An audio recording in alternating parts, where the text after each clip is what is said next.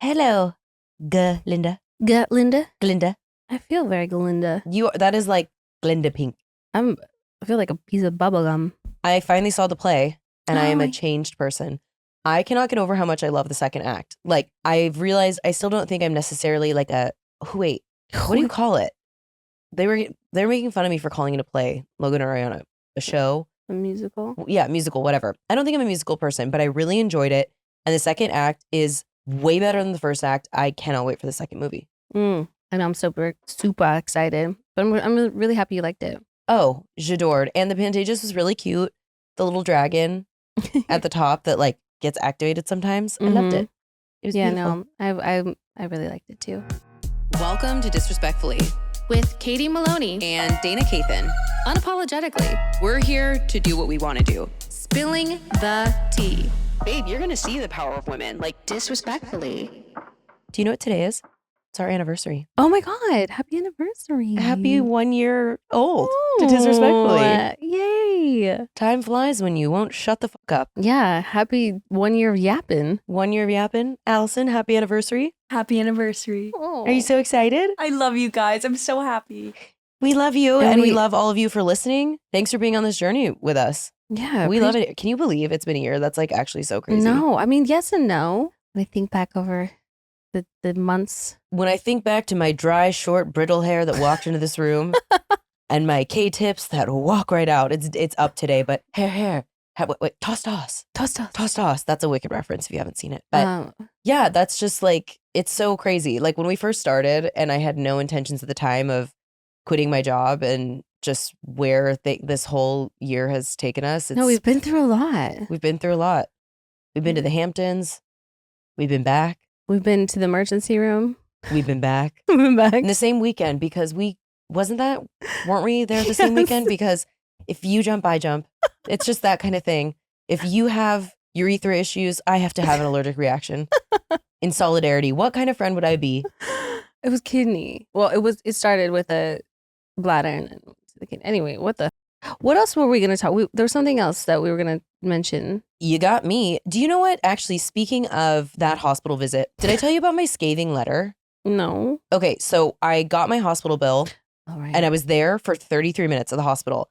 It was $1,200, okay? I paid it because that's just what you have to do, and it was complete bullshit. And then like a few months later, I got another bill for $300 and something dollars for the doctor's visit. I was in triage for less than 7 minutes, and the doctor was very unkind to me. I was with Raleigh, she can attest. So I called them and I was like, I'm not paying, I'm going to dispute this. This is bullshit. They're like, you have to write a letter. I love, one of my passions that I don't think I've ever mentioned on this show is writing a letter when I have been wronged, because I do liken myself to be a wordsmith, and especially when I'm passionate about something. I wrote that letter and I sent it in. And I haven't heard back. And it's been a while. It's been maybe a month or two. My sister was like, well, I'm guessing they sent you to collections. So maybe they just took the letter and, took their beef pluckers, grabbed my letter, put it in the trash. I don't know.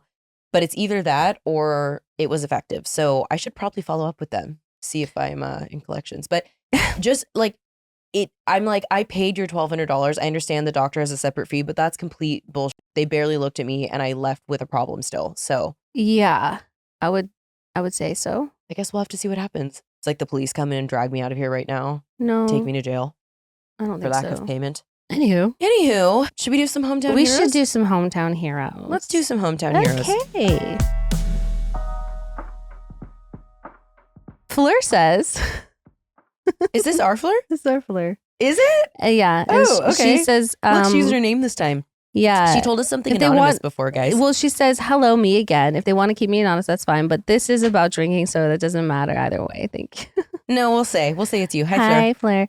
Hello, beautiful ladies. I truly look forward to these stories and people's shenanigans every week. And your humor and advice is the best thing about Fridays. I have a quick little ridiculous story, which will hopefully give you some giggles. It always gives us giggles. It does. My story starts at a Halloween party. I'm at a friend's having the best time and many drinking games are happening. I suggest Flip Cup because I am a demon at it.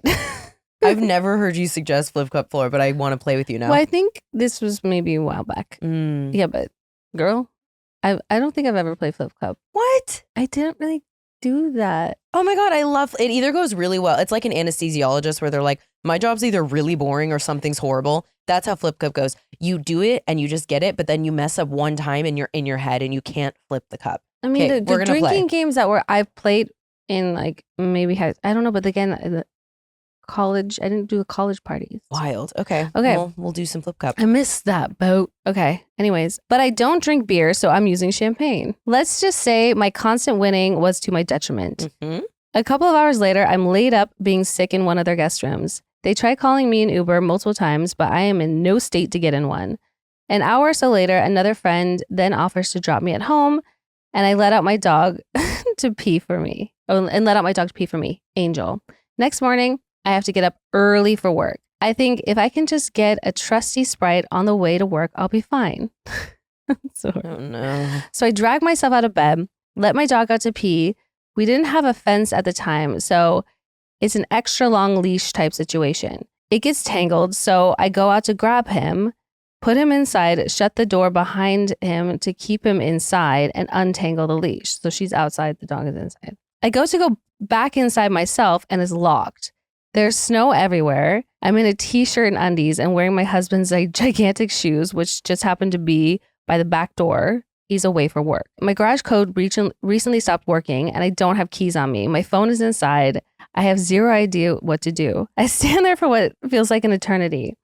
I try all my downstairs windows. They are all locked, except for a tiny one above the kitchen sink, which is pretty high up, and I'm pretty short. The acrobats I'm doing to try and slither through this gap with my butt waving around in the icy air. If any neighbors had seen me, I'm not sure if they would have called the police or Playboy. Finally, I get inside to my dog, happily smiling at me next to the sink I land in.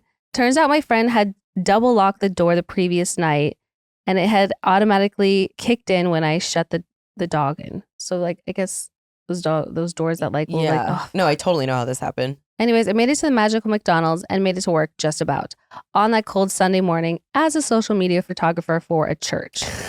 Lovely. Love to you all and peace on the streets. XOXO Gossip Girl. I Yeah. would have called the police to call Playboy. I would have called the police and said, get Playboy in here right now. This is almost like a naked and afraid situation. If she had not been able to get in that window, what would you have to go bang on doors because you can't be outside in the snow, in the elements without clothes on. Floor, also, not to put her on blast, but to this day, I'll just tell you that I know this for reasons that I'm not sure why I know, but she still needs a Sprite from McDonald's when she's under the weather. I know. I love that. That's just like so her personality. At least she's consistent. Yeah. Also, R.I.P. Raffi, because I'm assuming that she must be talking about Raffi, right? Mm-hmm. Yeah. The goodest boy that ever lived. I know. I love that. Wait, that's such a good story. We need you getting locked out in the element stories from others. The rest of you, The way the panic sets in with such a quickness when you realize how f***ed you are, you're outside, there's no phone, there's no one to help you. You immediately go into just like survival mode. This just happened to Raleigh the other night. It was like 11 p.m. and she let her dogs out on the door run, her dog run, and she didn't realize the door was locked. So she goes to open it and it was raining. And she didn't bring her phone out because she was just taking them out really quickly. Yeah, because you're just before outside bed. of your house. What do you need your phone for? She had to climb over her like side thing, and she was like, had the front door been locked, because there's a code on it and a lock, if she had locked it, the code doesn't work because it's like manual thing. I don't know, it's hard to explain, but anyway, she would have been absolutely, she was like, there was a moment of truth as she opened the door and was like, oh, I almost just was stuck completely outside without a phone, it's raining. What do you do? Yeah. And of course, it's just like a series of unfortunate events. Like the friend the night before was helping out with the dog and then trying to help lock up, but did the lock the wrong way. Yeah. Well, thanks, Fleur. That's a nightmare. Thanks, Fleur. Rachel says, I continue to look forward to my Wednesday and Friday listens with you both empowering gorgeous ladies leading the way for us all. I wrote you all around episode 3, truly struggling with a long-term relationship ending due to his infidelity and attempting to date after. Right now, I'm honestly kind of content with this chapter of my life being single. Anyhow, I wanted to write in a different kind of story. I am not the hero in the story. Kate Hudson is. But many moons ago, it was Halloween. Oh, we're back because Floors was Halloween, right? Yeah. Back-to-back Halloween stories. Many moons ago, it was Halloween, and I had agreed to fully commit to being a troll with my friend and her 2 friends. We had hired professional makeup artists and started with some day drinking. Champagne was flowing. Okay, Floor, are you lying and calling yourself Rachel? Is this also Floor talking about the same day? Champagne was flowing and we were going to go downtown that evening. Long story short, I was very buzzed and then I decided I was very hungry. My friend had a wonderful display of chicken fingers, chips, and dips, and so forth. And why, yes, chocolate. Very special chocolate. I went full force on all of the above, then to find out the chocolates were mushroom chocolates. I wasn't feeling anything, so I decided, not ever having or experiencing mushroom chocolates, that I wanted to feel it. So I had another one. Dude. Just a horrible mistake. Yeah. Horrible idea. Mhm. As we were headed downtown in the thick of howling chaos, I got a glimpse of myself in the mirror and all of a sudden, I started to feel it. Don't look in the mirror Don't look ever. at the mirror. Literally, mushrooms specifically are a do not look in the mirror at all ever. It's like the number one rule. Mhm. You're not going to like what you see. You could be in a full beat glam looking like a model. You're going to look like the end of The Substance for those of you who have seen it. It's Your horrible. pores will have pores. Oh my God. I became hypersensitive that everyone was judging me. All of the scariest Halloween costumes became way too real. Walking Dead characters, scary movie masks, bloody witches. I felt all of their gazes upon me and became anxious. I started to have a really bad trip. Obviously you did. I started crying and was pretty soon in the back of a cab to my place so that I could calm the fuck down. I had a nice friend come with me to make sure that I got home safely. Thank you, Dave. Oh, Dave, an ally.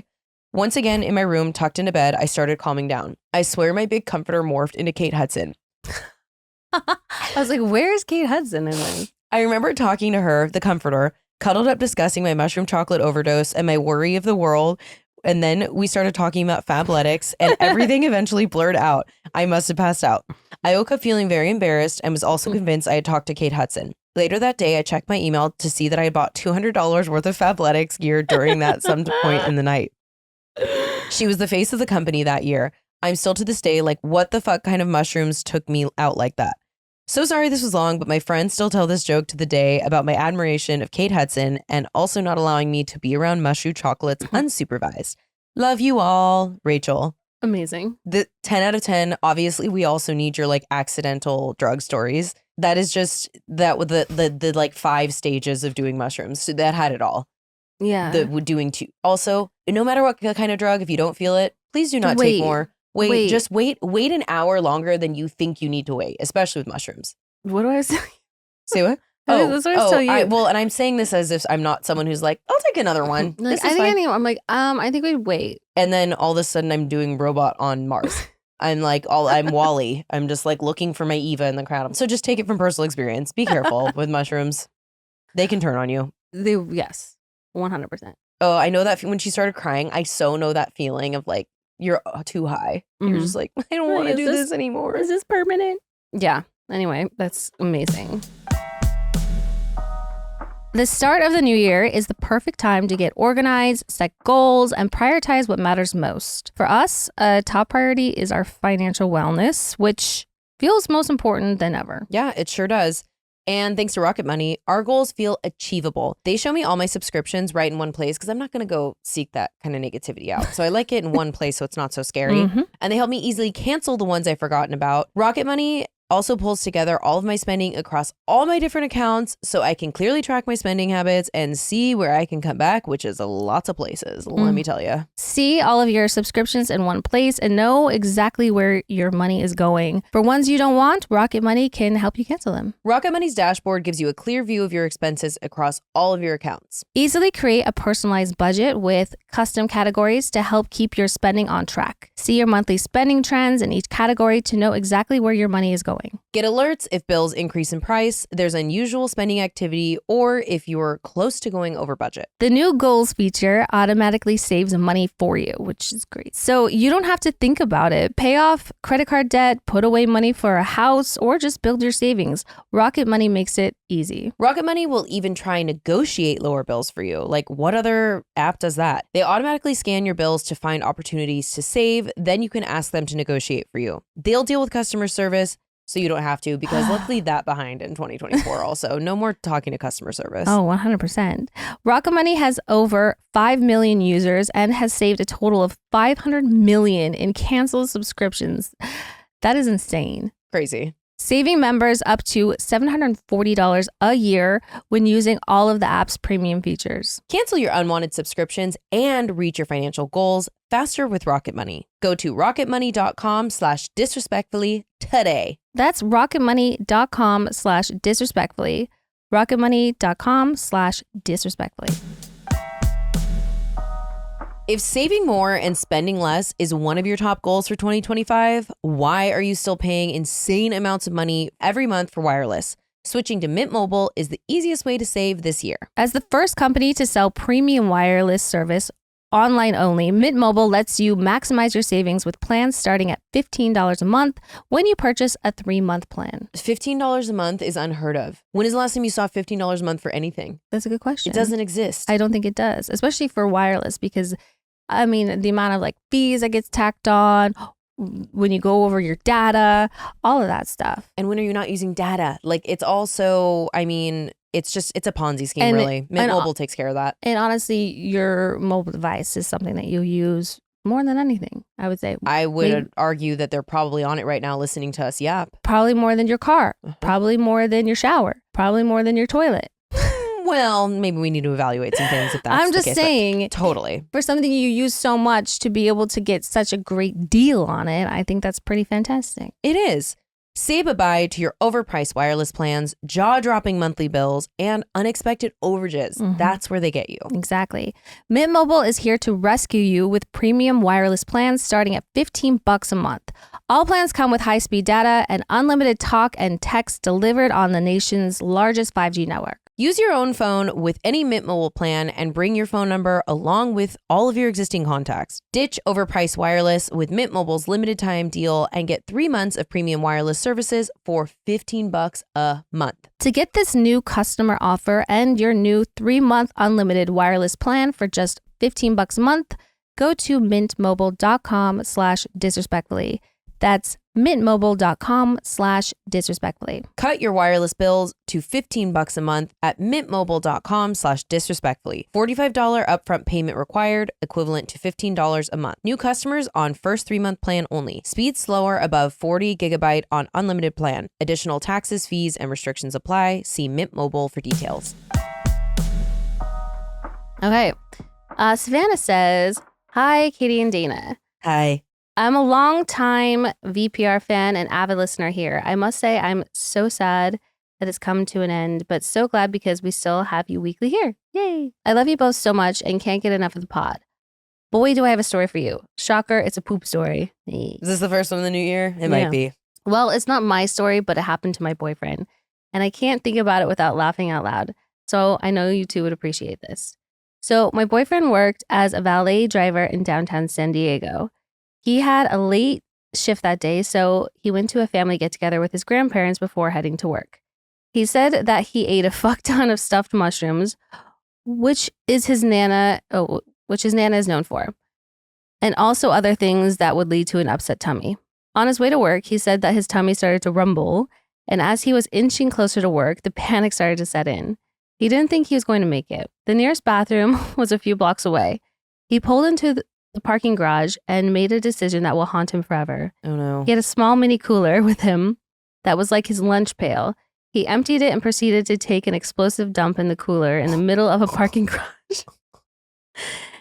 It was either shit his pants or sacrifice his cooler. Luckily, he said there was no one in the parking garage to witness what he did. He also had napkins in his car, so he was able to wipe and then walk into his shift. Thank God.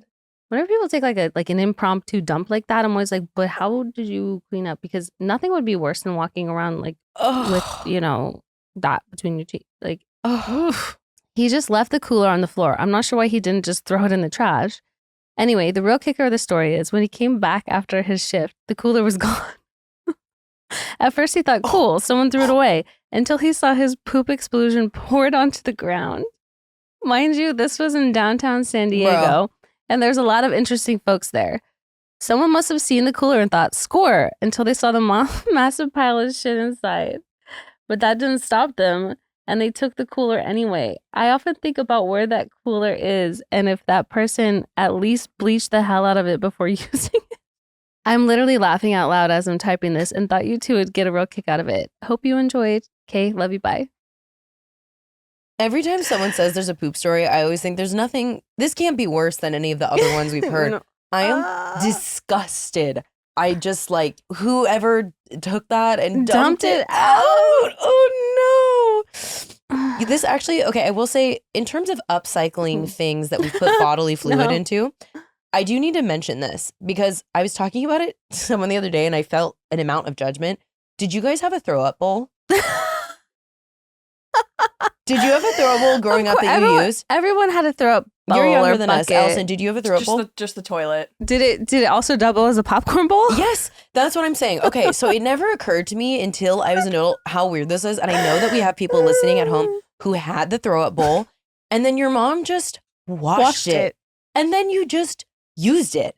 Then it's like, you're throwing up on a Wednesday and Friday, you're renting Movie night. Batman. And then it was like, let's get the popcorn. And it never once occurred and it always smelled.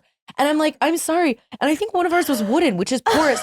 And I'm like, dude. Oh, no. No, it's disgusting. No, and one was no. a big metal one that looked like it was like really scratchy. And then I'm just like, because obviously with kids, I don't know. I always tend to make it, but we would always have it just in case. But usually you would throw up like on the way. I was an expert at throwing up in the bowl on the way to the bathroom. And then, they clean it and did the whole thing. But I'm like, why did we all have that universal experience and none of us talk about it? I think every now and then, every like 5 years it comes up.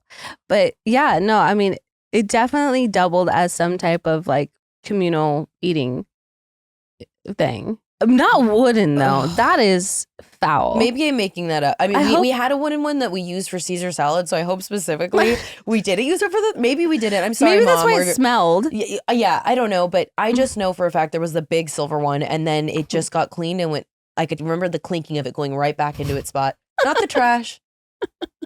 Okay, but that if it's stainless steel, I think that would be fine. Sometimes I throw out containers. What are they called? Tupperware containers.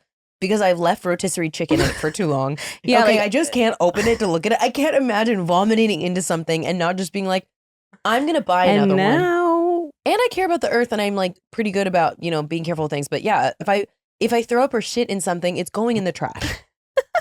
Especially someone else's shit. What if it was someone else's vomit in your vomit bowl? I'm like, someone opened this container and was like, it's fine.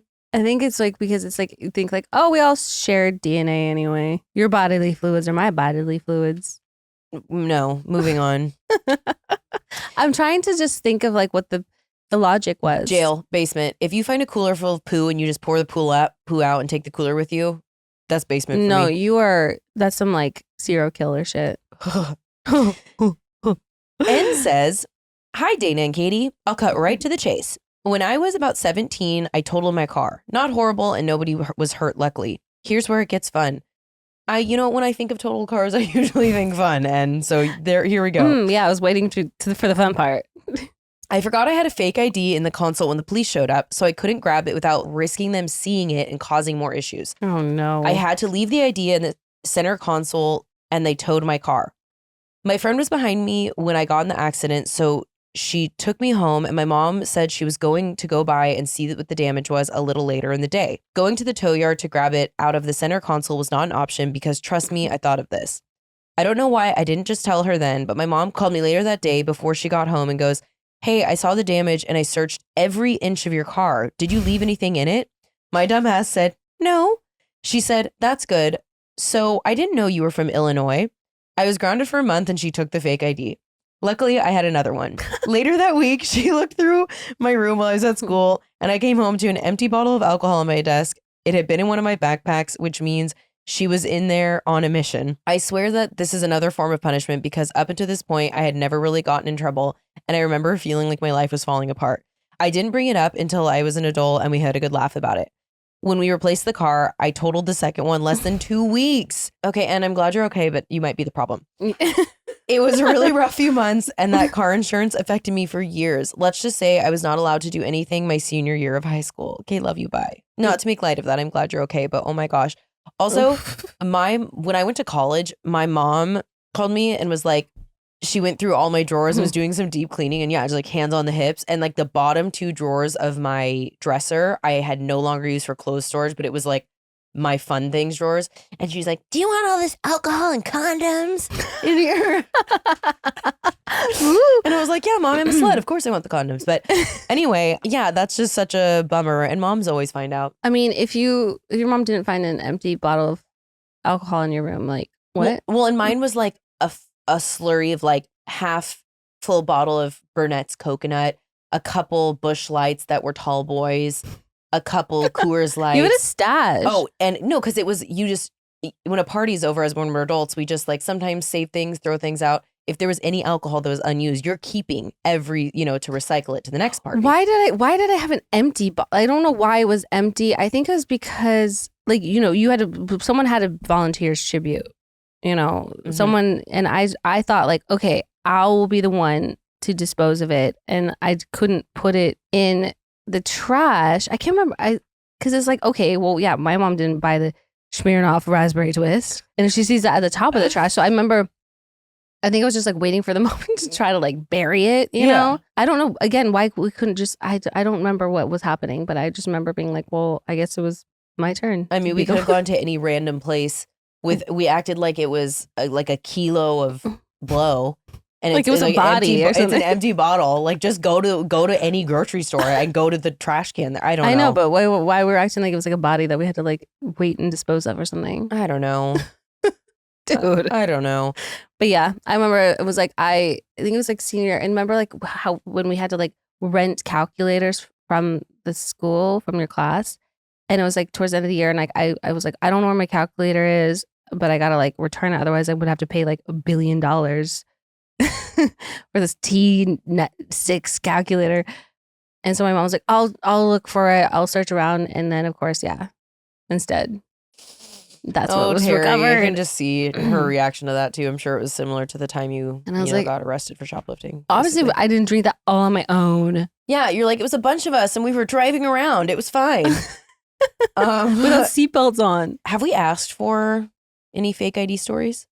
I know I'm asking for a lot today, but I love all these. Like fake ID, I would say your little trash piles, your little secret.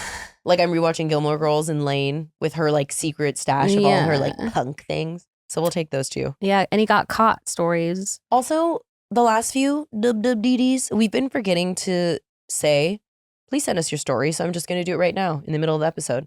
Disrespectfullypod@gmail.com. Yes. Send us your WWDDs or your hometown heroes. We want them all. Okay. Well, now let's do the WWDD. WWDD. Let's give some advice. Let's give some, just what the world needs, us solving problems. Unprofessional, untrained advice. Mm-hmm. Okay, great. Shannon says, hi, beautiful ladies. Thank you all for starting Disrespectfully Pod. It gives me all the dopamine hits I need to get through the week and then some. I love to share episodes with all my friends so we can kiki about it. I'm 37. I moved back to my very small Texas hometown 2 years ago from the big city. Is this a Hallmark movie? Yeah, this seems like it's right up your alley. Yeah. I have been single for almost 3 years after having a very serious 4-year relationship that ended up in an engagement and then a breakup. This is a Hallmark movie. Yeah. After loads of therapy, I finally feel like I can start sharing myself again romantically with someone. But the problem is there is no one here to date that is around my age. Did you try the wood shop shed? Did you try the local bakery? Christmas tree farm. Go to the just wait till next year and that's where you'll find the love of your life. Did you try the apple farm? We're not being helpful. Okay. Sorry. Okay. However, there are quite a few younger gentlemen. And when I say younger, I say the youngest being 25 to 32. Quite a few have matched with me on a dating app, and I think I'm going to give it a shot. There's been quite a bit of culture presenting this dating idea through movies and books this year. And what I have seen so far, it's all been positive. I want to know y'all's thoughts on older women dating younger men and or what would disrespectfully do in my situation. Love y'all, mean it. We love you too. Well, we have a little experience in this Katie, department. I think this is one for you to start. You get away occasionally, but mine was more because you've like dated younger guys. So have you.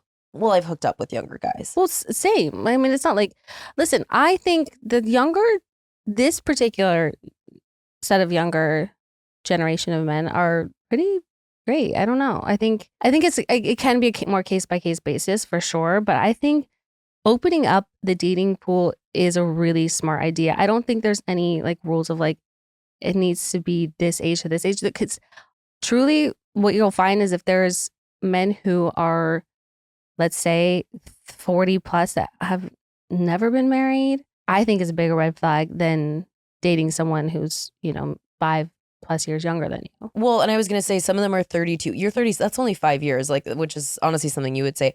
I will say I know people who are women that are older that are dating men that are in happy, great relationships. Like, I think that sometimes we make the mistake of equating emotional availability, emotional maturity with age, where that can be true sometimes, but also sometimes there can be a fucking 50-year-old that's still figuring out his dating goals. And his hairline's way behind him. So we just don't really know what's going on there. But I think that there is a trend for some reason. I don't know what happened with like guys our age and older, like what dysfunction or like things skipped a generation. But I do think that there are quality younger guys. I have a hard time with it. I try to be open with it. But I think that if you can relieve yourself of that stigma and like making it a thing, why not? And also, if the Christmas tree farm is closed till next year, date some younger guys till then. Yeah, I think don't get so focused and hung up on the age. Just focus on the person, focus on their mental and emotional maturity, focus on the things you have in common, and focus on how they treat you. And if you like it, and if you like the way you feel when you're around them, and if you like, just stay focused on those things and not the number, because again, like if there could be someone who's really capable of showing up for you and treating you wonderfully and who wants to like commit to you and treat you right, and they could be 30 years old. Like Katie said, case by case basis. Yeah, it's important here. So it's not gonna be all of them, but there could be one. So I think some of them might ask you to pick them up from skateboarding, but then some of them, might go down on you for a really long time. So you just have to check it out and see. It'd be fun. Well, yeah. I say definitely do it. Okay, I'm so sorry if I'm saying your name wrong. Zudi says, "Hello, gorgeous girls. Love you and the podcast, obviously. I've been rewatching Vanderpump Rules, and I just actually watched the scene where you two meet for the first time, and it's crazy to think of how far you come, not only in your friendship, but in every other aspect of your life. So congratulations to that for you both. Very appropriate for our anniversary of the pod today. Anyway, I'm hoping for some advice. My boyfriend and I were in a situationship, I know, for around 1.5 years, and then we didn't talk for 6 months. We both didn't want relationships. We met when I was 23 and he was 25, but we liked each other a lot, and most of the situationship was pretty good, honestly. We both highly value independence and focus on career growth, so we didn't want the commitment of having to consider someone else when making life decisions. Yet, after so long, things obviously got complicated, and we both had pretty strong feelings, so he ended things. And while I was sad, I agreed it was the right thing to do. Flash forward those 6 months, putting us to May of 2024, we decided to be just friends. He was planning to move that summer anyway, and I felt like I had to let go. Obviously, since I've called him my boyfriend, that's now how things panned out. He decided to delay his move, and we started sleeping together again and doing coupley things. After about a month, I told him at this point I don't want to do the situationship thing again, so we entered a relationship. It's been going really good. We've met each other's families, taken trips, etc. The point is we're happy. I'm now 25 and he's 27. I'm applying to grad school in various cities, which would possibly require me to move before summer, and he wants to move in April. So we've talked about the future. He said if I were to get in somewhere local, he'd be down to do long distance. But he needs to move to better his career opportunities, which I don't fault him for. There are 2 cities I've applied to that he would consider moving to, one of which is his top city to move to and the primary location he's applying jobs in. He even said if I were to get into school in another city, he'd be happy to move if he got a job in the top city he wants to move to. He wouldn't move with me. I understand my grad program is only 12 to 15 months, so it wouldn't be too long that we'd be apart. I guess I'm just wondering what you all think of the fact that he would choose another city over me. I respect his dedication to bettering his career, but I'm still slightly disappointed. I've always been a big supporter of him following his dreams and him to me. Well, I think those things can coexist. That, like, it's okay to feel disappointed about that. I totally understand those feelings, but the fact is you both are really young. And if he's wanting to better his career, like, it's great to be with a partner that is wanting to better themselves. And, your grad program, I know it feels long when you're in it to do long distance, but honestly, I think the only way that I personally could do long distance ever again in my life is if I knew there was an endpoint. So it's like, okay, a year and a half max we'll be apart from each other. And it seems like he's open to different options, but is just saying like, these are the things that make most sense for my career. I'm not even totally sure what you're asking, but if you're just asking like to us to validate your feelings, is that what you're getting the sense of? The fact that he would choose another state. I don't think it's like, it's about like him choosing something over you. I think it's about him. I think you guys have been pretty realistic about life in general, in terms of just like recognizing like career is very important, especially at this stage in life. And you want to kind of make that a priority. And as much as you really like each other and you both are very important to one another, that this is a really important stage in your life and you don't want to jeopardize these opportunities that are in front of you. And obviously like the schools and programs that and jobs that you're applying to and for, that if you get into those programs or you do get those jobs, that like that needs to be top priority. Like you said, like your program is just 12 to 15 months. So if you want to stay committed to this relationship, that like once that's over, like wherever he's at, you know, and again, he hasn't accepted a job anywhere yet. So I think you're kind of maybe putting the cart before the horse and worrying about something that hasn't happened just yet. I would just say like, see where you end up, see where he ends up, then worry about it then. Don't live it twice. Exactly. It's definitely worries prayer for the shit that you don't want. It'll work out if it's meant to work out. I think honestly, like, you know, I don't think it's really about you. I think he's just trying to make it clear. It's as much as you guys have this entire time. Like, I think all of this sounds really healthy to me. That's what I mean. And I think that you guys should both navigate in doing what's best for you as you grow, meaning you pick the grad program that's best for you. He picks the job that's best for him. If it ends up being long distance, then you give it a shot. And if it doesn't work out, then it wasn't meant to be. So all of this is very healthy. Go with the flow. Don't overthink it. Yeah. I wouldn't to see what happens. wouldn't take it. Don't take it. Don't make it about you. Yeah. It's not about you. Yeah, exactly. Hope this helps.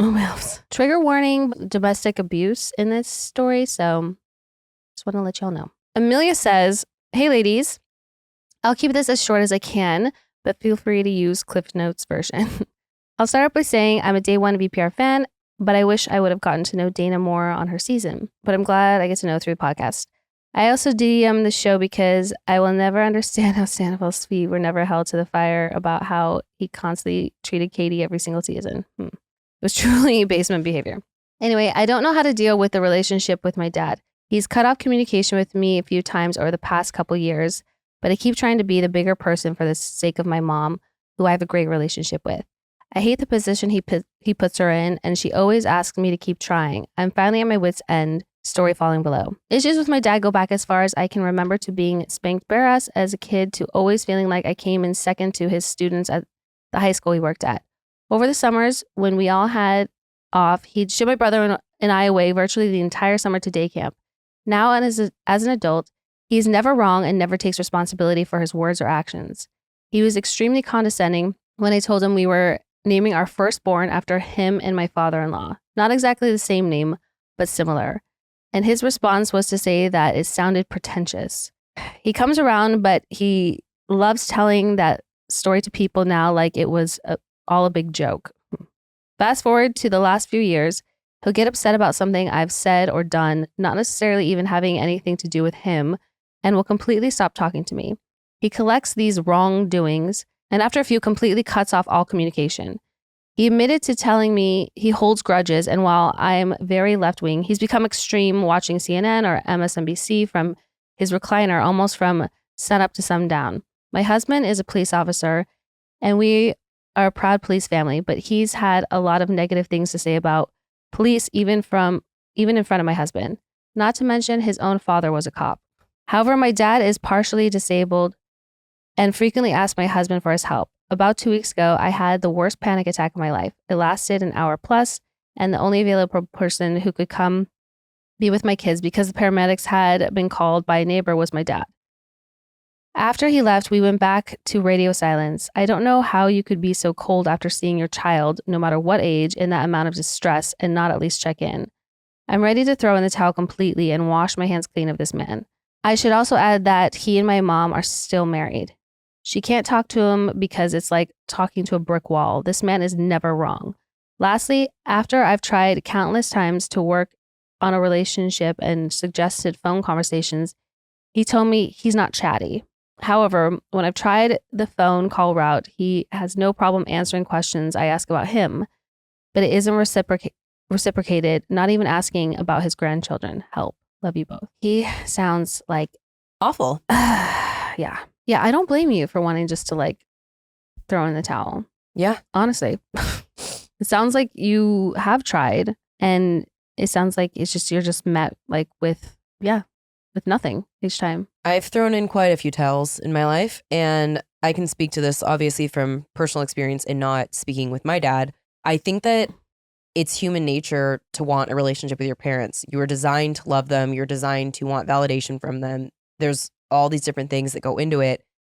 But I really do think our generation is some of the first that more collectively are prioritizing our own mental health and our own well-being over letting someone be in our life just because they historically should be there, like that role of that person. Mm-hmm. Honestly, this is so fucking toxic. There's so many things about this that I'm so sad for you, and I just wish I could give you a hug because I know how you feel. I personally would throw in the towel. I would not let this continue to happen. It doesn't sound like anything's going to change. I understand that it's also complicated when you can no longer have someone in your life and someone else in your family talks to them, or in this case is married to them.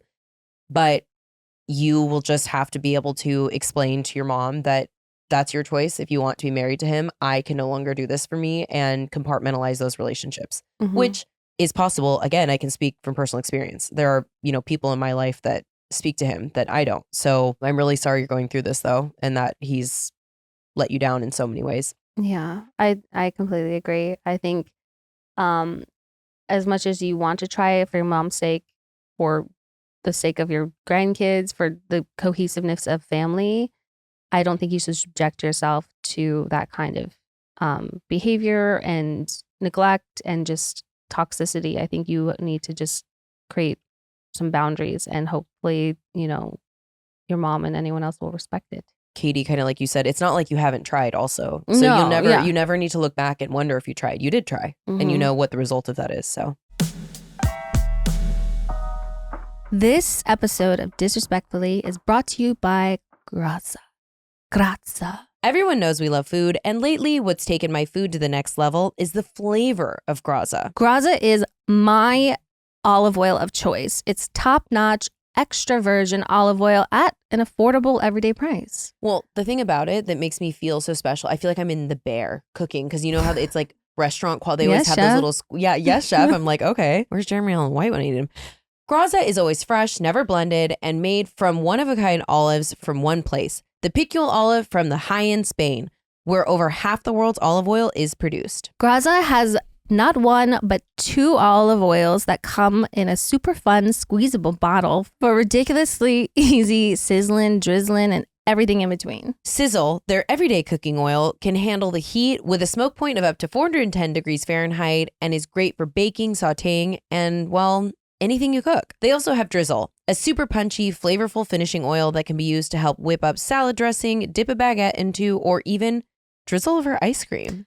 Have you ever done that? No, I have not. Have you? I'm going to try that. We should try it together. Okay, I'll try it. I'll try it. It's seriously the best olive oil you'll ever taste. I feel like I use a lot of olive oil when I cook. Like I feel like that's an ingredient I use pretty often. Obviously, you're washing your hands before you're cooking, and my olive oil thing has a big spout on it, so I have to put my finger on it. And even with my washed hands, I don't like doing that because you want to control the drizzle. So not only is the flavor of this good, but I just feel so fancy. I'm like, where is my apron? Where is my sous chef I can yell at? Laszlo is not, she doesn't have the thumbs for being a sous chef, but it makes me feel powerful. Yeah, no, but also just like the flavor, like when you get like a really delicious flavor in an olive oil and you use that in a pasta, like it takes it to a whole nother level that you would not believe. Use that in a sauce. Just use it on some noodles even. With just a little bit of salt. I love that. Maybe a little lemon juice. Yeah. Here's what you get.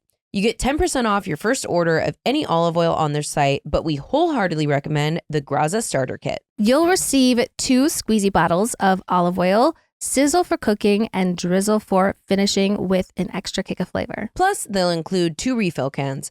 If you run out of olive oil, there's no need to buy a new bottle. Graza makes it super easy to be eco-friendly with their refill cans and their perfectly portioned for your sizzle and drizzle squeeze bottles. You can also find their bottles and refill cans at Whole Foods or a Target near you. Both the Squeezy Duo and the refill cans seal in freshness and block out light to maximize flavor and quality. So head to graza.co and use code disrespectfully to get 10% off your Graza starter kit and get to cooking your next chef quality meal.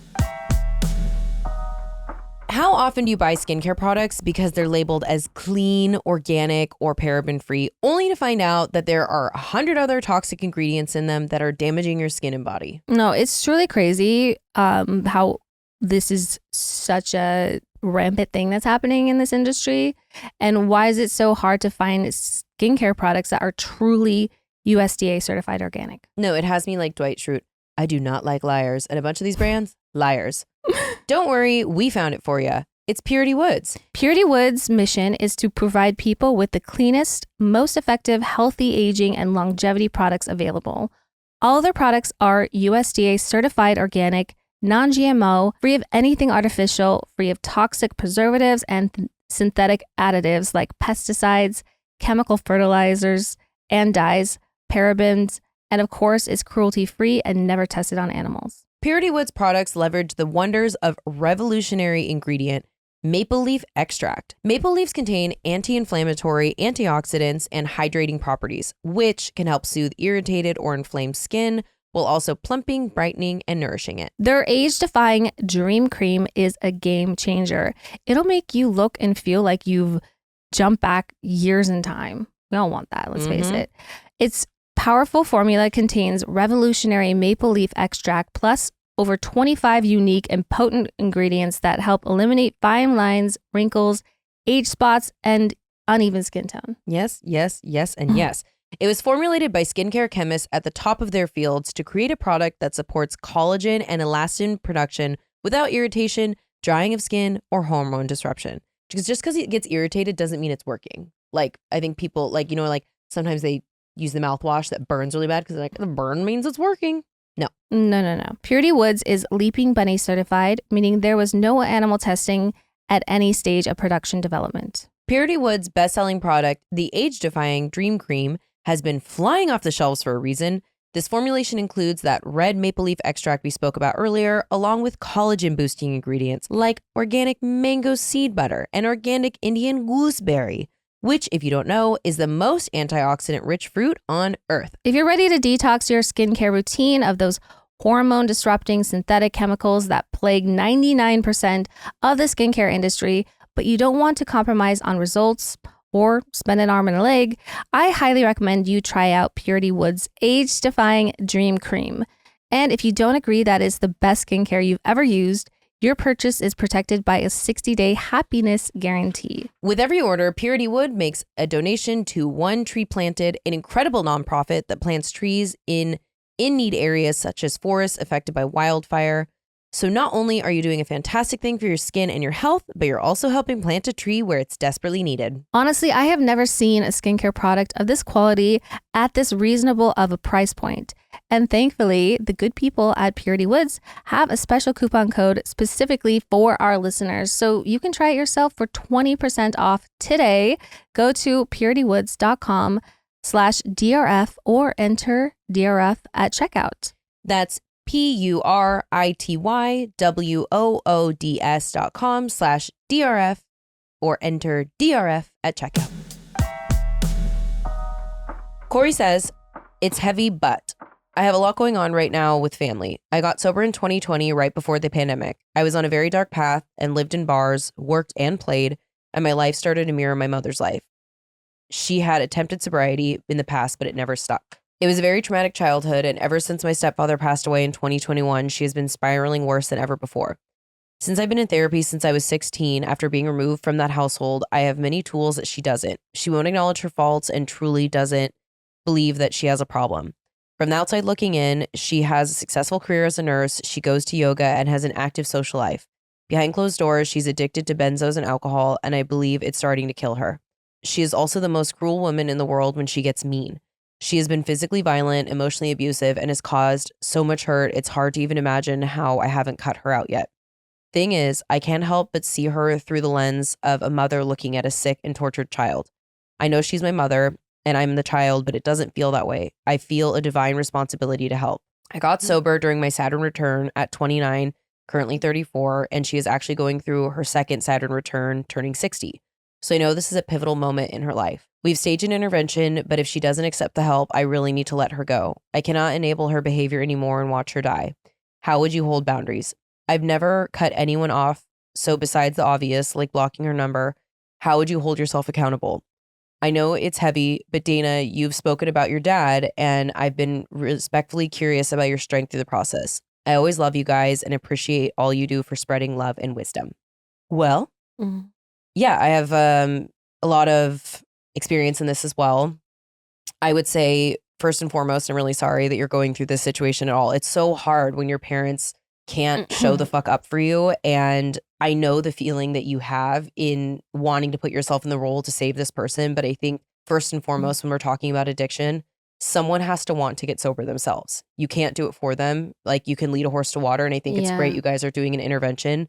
But ultimately, that's going to be her choice. And no matter how much more you help or more active you are, you cannot make those changes. So that is not your responsibility. So if you do this intervention and you've said, I can't continue this on, holding a boundary when you don't want to enable someone is challenging, but like, you have to just put the parameters in place when you're feeling not as strong about it. So like, blocking someone is a mechanism, not checking their social media, not if there are other people in your life that person is still communicating with. I would say a good boundary that I have utilized is having a conversation with each of those people and say, I love you. I respect your relationship with this person, but I can't have it in my life. So I really need you to not come to me with what's going on with them, with sob stories, with them trying to relay messages. Like, just create this space where you can have the time to heal and move on from that relationship. Because for me personally, if there was that communication leaking in, I would basically just plug those holes, because it made it too hard for me to move forward, because it's an incredibly difficult, sometimes isolating choice when you have to move on from a parent. But when you decide that you really need to, you just have to make yourself that safe space so you can do so. Yeah, I think boundaries are really beautiful and extremely effective when you're able to put them in place, but it's also extremely difficult to do, especially when it comes, if it's someone like a family member or something. There's another thing called run the tape. If you feel like you're having a weak moment and you want to let them in or whatever, but you know it's not what's best for you, run the tape. So in your head, play back what's going to happen when I let them in here, based on, the best predictor of future behaviors is past behaviors. So if I do this, then what does that look like? And it ends up in the same spot and you have to start over. So that's another way of, like, moments if you're feeling weak, just run through it. You know what's going to happen. Yeah, absolutely. Run the tape. Run the tape. Anyway, we love you and sorry you're going through that. Anonymous says, hi ladies, love the pod and love getting 2 episodes a week from y'all. Your banter and wit really make my week so much better. Since you both have been through so much, I wanted to get some advice from you queens on my current relationship dilemma. I've been in a relationship with my boyfriend for almost 2 years and I'm struggling. I love him deeply and he's treated me better than any relationship I've been in. He is actually a decent person and I know he cares for me. I love him so deeply and he has proven himself to be a great partner and cat dad. I could honestly see myself by his side forever if we could work out our intimacy issues. When we first started dating, our sex life was amazing, and even now I'm still so attracted to him. Something switched once we adopted our 2 cats about a year into our relationship. We used to have passion and a great sex life, and now it seems like we have reached the roommate stage in our relationship where there's just no romance or sex life at all. I've had a conversation with him almost every 3 months because I bring up the lack of intimacy or romance, and he puts effort in for like a week and then boom, it dies. No matter how much I try to seduce him, he literally just doesn't put any effort into that part of the relationship. I've had about 4 to 5 different conversations with him over the past year about how it's important for us to have a good sex life. And if he isn't attracted to me anymore, I would prefer him to just be honest with me. But every time he just says he's dealing with stress and anxiety and it's not me. It's getting to the point where I'm at my wit's end and starting to lose my confidence. Is it worth it to give up an amazing relationship if sex life can't ever get back to normal? Our lives are super intertwined and I don't want to lose my best friend. But after turning 27 this year, I'm not sure if I want to spend the rest of my 20s hoping my boyfriend is actually attracted to me. Any advice on getting that spark back? When is a good time to just let go? Well, would be much appreciated, as I don't feel like I can bring this up with my friends due to the fact that our group of friends is so close, and I've had friends in the past burn me when I've told them about my relationship issues. Thanks, ladies. Well, yeah, that is not good when that happens, because I mean, I've been there before, obviously, when that area, that part of the relationship kind of goes extinct, and you still have like a good relationship and you still have such a good friendship and you're so bonded and you're close and you love the person, but you crave that intimacy, you crave that attraction, you want that back, and it's hard to get it back. You have to like really put in that effort, and it's hard, and it can be hard to get that back. It sounds like you're trying and you're putting the effort and you've brought it up to him multiple times, and it's just like, if he's just not, there's definitely something going on with him. And he's saying it's stress and what did he say? Stress and anxiety, and it's not you. So, okay, fine. But like, I don't know if he needs to like talk to someone, or I don't know. I mean, I think at this point it's sort of like a salvage it.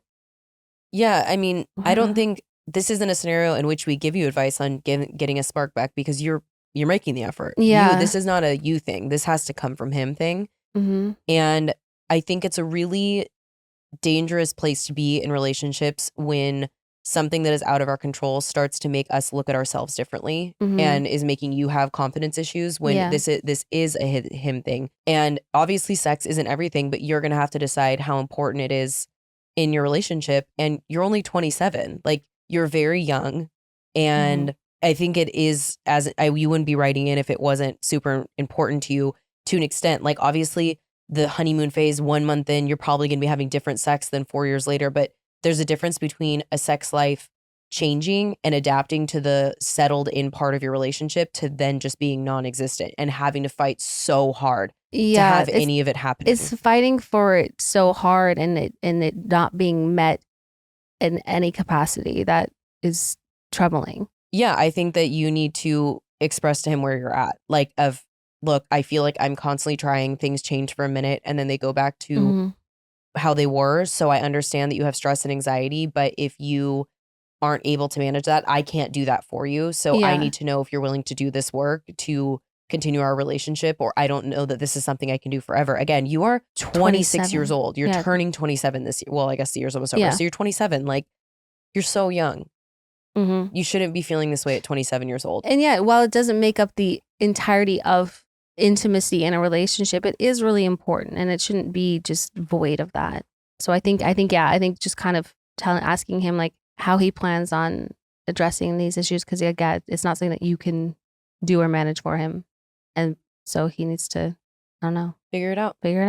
Anonymous says, "Hi ladies, love you both so much. I don't even know how many times I've watched Vanderpump Rules. I pretty much have it fully memorized. It's my comfort show, and you both are goals. To cut to the chase, I've had a good friend for about 7 years who is very insecure. Every time we hang out, she has to point out how much money she makes. She knows she makes more than me. She also has pitied me for not owning a house yet. She has to remind me that she owns a home, got married before I did, and has a kid. And it's said in a very I'm better than you way. She grew up very financially insecure and did not have a great home life. So I've tried to give her the benefit of the doubt, and she's clearly insecure with her upbringing and needs to point out how well she's doing. But whenever I hang out with her, I leave feeling worse. And with all my other friends, whether they make more money or have achieved these life accomplishments before me or not, have never made me feel this way.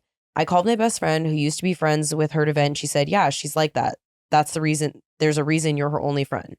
My husband also says he's noticed how she has had a negative effect on my mental health, and that life is too short to continue a friendship I'm not happy in. I am just really starting to feel like she does not deserve a place in my life anymore, because who puts their friend down like that just to make themselves feel better? I haven't talked to her about it because I hate confrontation, and I fear there is no changing this type of person. I'm such an empath that breaking off a friendship sounds like my worst nightmare. Am I overreacting? How do I go about this? Any advice would be much appreciated. Thank you both." you're not overreacting at all.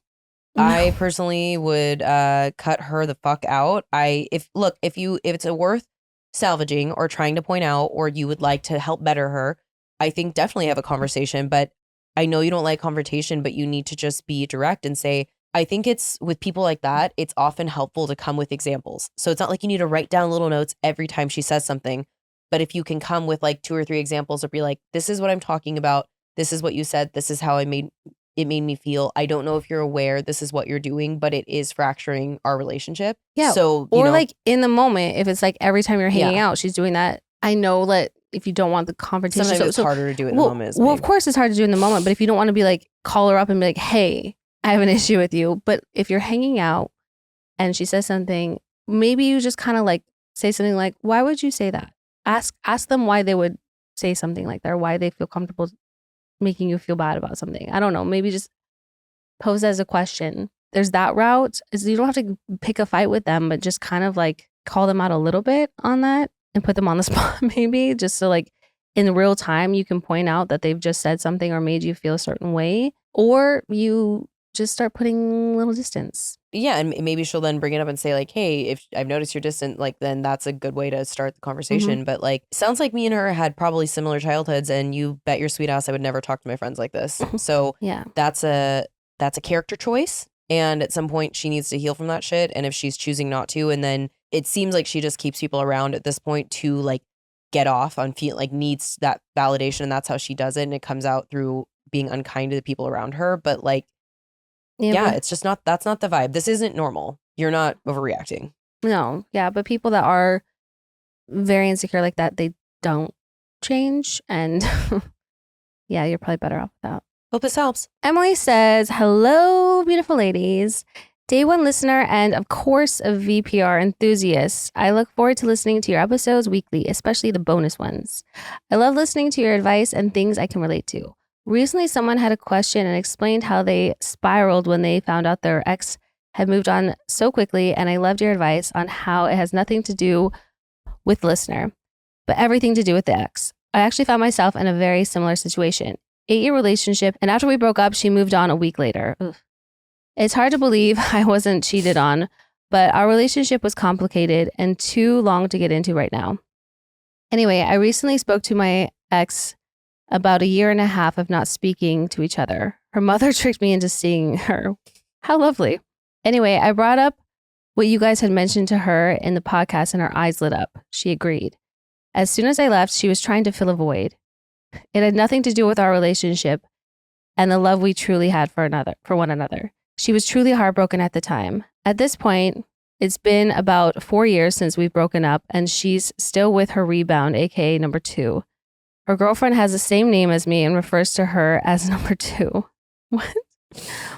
This comment sparked us to talk about what truly went wrong in our relationship and how we ended up where we are today. She told me in our relationship, we had it all except romance. This is what she felt was missing the most.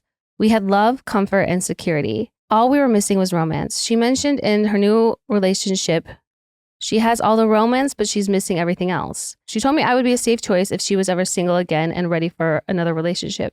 My question is, being a safe choice, is that a good thing or a bad thing? Would anyone want to be a safe choice? I didn't know how to feel when she told me this. What would disrespectfully do if they were in a situation like this? Being called a safe choice?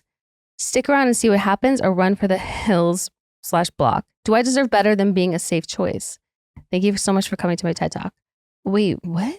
Ew. Yes, you deserve better than being a safe choice. That's the answer. First of all, that's a bad thing. Don't even give this a consideration, or your ex a consideration, especially if she's with someone else, the same person that she was with a week after being with you. And she's being like, yeah, so I have all the romance, but I don't have like anything else. And like, you would be like a safe choice. What? She's basically telling you, if I ever wanted to settle, you're who I would pick. What's the point of a relationship if there's no romance at all? So that's saying like, you're basically friends, you know, like the quintessential like roommate relationship. Yeah, no, you're not a safe choice. And next time you guys get coffee, run her down with your car and show her just how safe you are. No, I'm just kidding. Do not. The simple answer is being a safe choice is a bad thing. That's a bad thing. She didn't mean it as a slight, but I would be offended if someone said that to me. And also, I don't think you should keep talking with this lady. And also, I wonder how Emily, the other Emily, would feel about being called to by her partner to her partner's ex. Like, Yeah, and hearing her say that she has all the romance but is missing everything else. yeah, no, stop talking to this person. What are you doing? No, you're done with her. And that is rude, and you are not the safe choice. Yeah, this girl. Find someone who you make feel like sunshine every day. Like you're more than just a safe choice. You're more than just like an option waiting around. No, Yeah. absolutely not. Run for the hills. Run her down with your car. Just Yeah. kidding. Don't do that. I told you not to. I'm joking. Jen says, am I being love bombed? Yes, that's the podcast. Let's go. I'm just kidding. Hi, beautiful ladies. Love the podcast and have been listening since its inception. I'm a 37-year-old female. I've been single for about 2.5 years after finding out that my ex was cheating on me with one of his coworkers. Only a few months later, my dad was killed in a motorcycle accident. Ugh, I'm so sorry. I'm a first-year teacher at the high school where I graduated and where my 15-year-old son attends. Over the summer, I became friendly with a custodian. We started chatting regularly. He added me on Instagram and we began DMing. Eventually, he asked for my number and we would talk after school every day.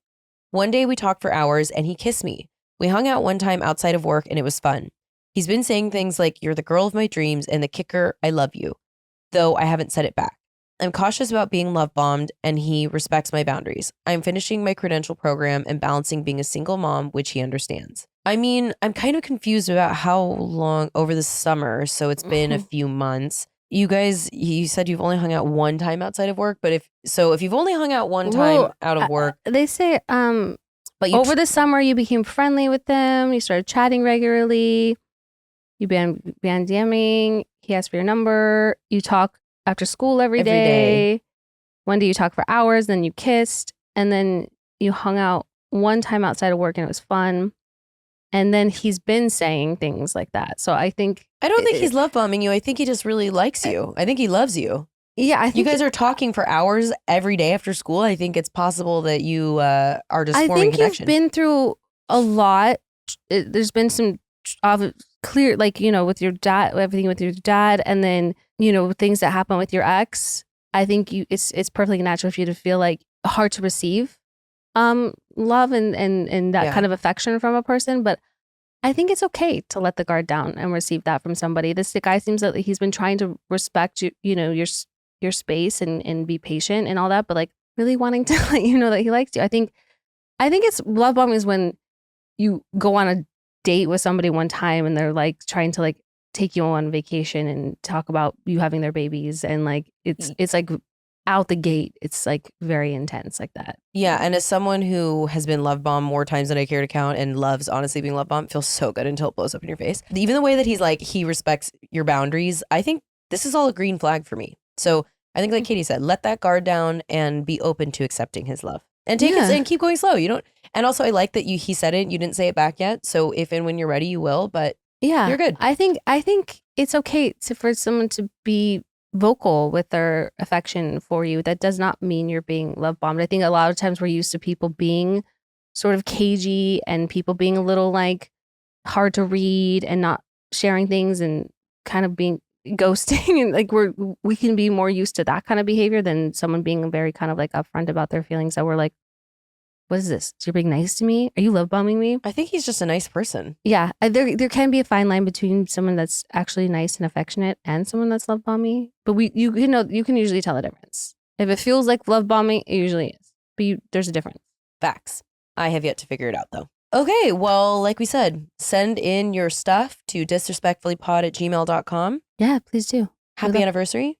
Happy anniversary. To you, but also to all of you, because you're our people. So thank you for listening. We love you so much. Yeah, thank you. We love you. Okay, love you. Bye. Okay, love you. Bye.